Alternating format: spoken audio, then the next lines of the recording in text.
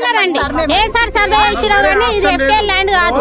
అయినా మేము గడ్ల మీదకెళ్ళి FTL land అయినా మేము గడ్ల మీదకెళ్ళి కనీసం మాకు ఎట్లా అన్ని వసూలు చేసుకుంటారు. ఇప్పుడు ఎలా ఎఫ్టీఎల్ ల్యాండ్ అని తీసేస్తున్నారు.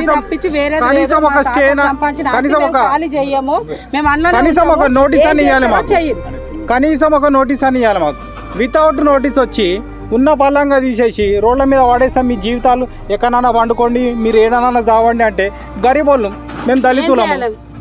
మేము మా తాత కొన్నాడు ఇది 60 ఏళ్ళ కింద. అప్పటి నుంచి పొజిషన్ మీద ఉన్నాం.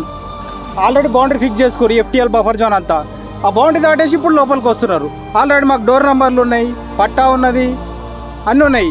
కరెంట్ బిల్ ఉంది, వాటర్ బిల్ ఉంది, అన్నీ ఉన్నాయి. సీసీ రోడ్లు వేసారు గవర్నమెంటే. ఎట్లా వేసారు? డ్రైనేజ్ తీసింది గవర్నమెంటే. ఎట్లా వేసారు? ట్యాక్సీలు ఎందుకు కట్టించుకున్నారు? మరి అన్ని పేపర్ చూపించినా వాళ్ళకేం పట్టింపులు లేవు. ఆల్రెడీ స్టే చేసినాం మేము కోర్టు నుంచి. కనీసం ఆ స్టే కూడా చూస్తలేరు. ఆ సార్ ఏమో ఆదిత్య సార్ అంట ఎవరు, ఆయన ఫోన్ చేస్తే ఫోన్ లిఫ్ట్ చేయడు, రెస్పాండ్ కాడు. ఏంది పరిస్థితి? దళితుల మీదకి పోము, దళితుల జోలికి పోము అని రంగనాథ్ పెద్ద పెద్ద స్టేట్మెంట్స్ ఇస్తాడు. ఆయన చేసేది ఒకటి, ఆయన ఏసీ ఆఫీస్లో కూర్చుంటాడు. చెప్పేది ఒకటి, ఆయన చేసేది ఒకటి. ఇక్కడ అండర్ గ్రౌండ్కి వస్తే తెలుస్తుంది ఆయనకు కూడా ఎంతమంది జీవితాలు రోడ్ల మీద పడేస్తుండ అనేది.